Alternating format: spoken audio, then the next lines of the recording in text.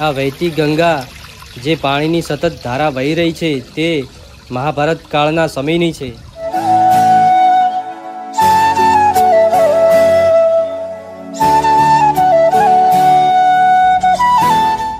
તો મિત્રો આપણે જજામ લુણેશ્વર મહાદેવના દર્શન કરવા માટે આવી ગયા છીએ।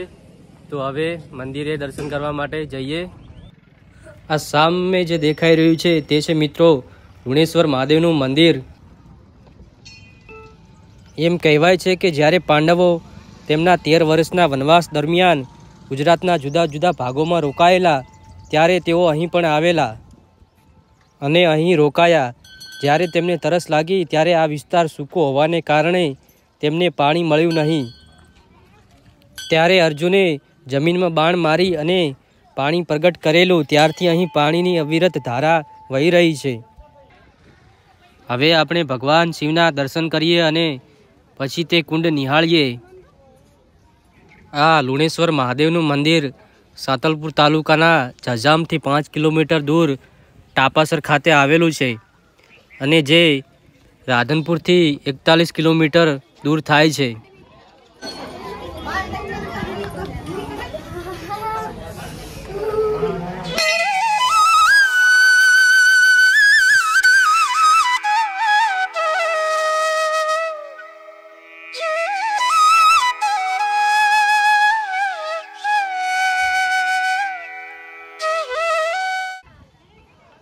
આ મંદિરની એક બાજુએ મિત્રો અહીં આગળ ધૂણો આવેલો છે કે જેની અંદર સ્થાનિક લોકો ઘરે બનાવી અને પ્રસાદી લાવે છે, તેનું ધૂપ કરે છે। અને આગળ અહીં સામે જે તમે જોઈ શકો છો કે આ રણકાંઠાનો વિસ્તાર, તેની આ વચ્ચે મહાદેવનું મંદિર આવેલું છે।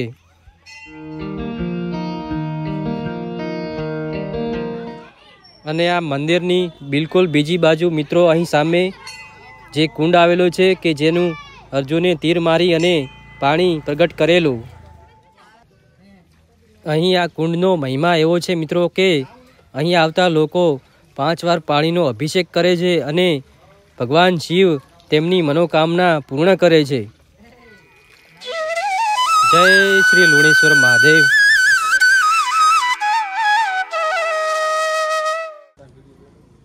અને હવે મિત્રો આપણે જાણીએ કે આ પાણી ક્યાંથી અને કેવી રીતે નીકળે છે અને ક્યાં જાય છે।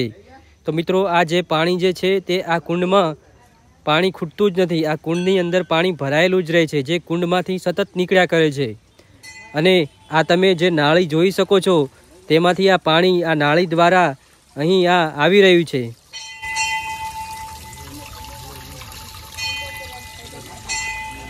અને આ પાણી જે આ બાખા દેખાઈ રહ્યા છે તેની નીચે નાળી દ્વારા અહીં બહાર ઝાડી ઝાંખરા જે આવેલા છે ત્યાં જઈ અને પાણી સમાઈ જાય છે, એટલે કે ત્યાં જઈને પાણી વહેમી જાય છે।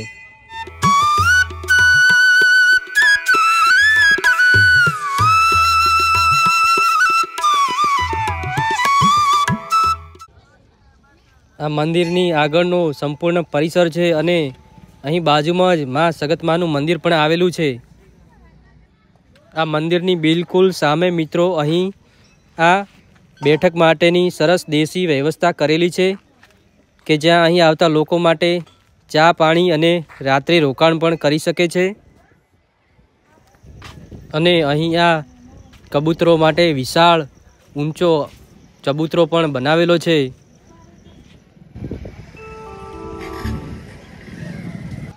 આ રસ્તો મિત્રો જજમ બાજુથી આવે છે કે જ્યાં સગતમાનું મંદિર પણ આવેલું છે, ત્યાંથી પણ આવી શકાય છે। અને આ બાજુ જે રસ્તો દેખાય છે સુઈગામ હાઈવેથી પણ આવી શકાય છે।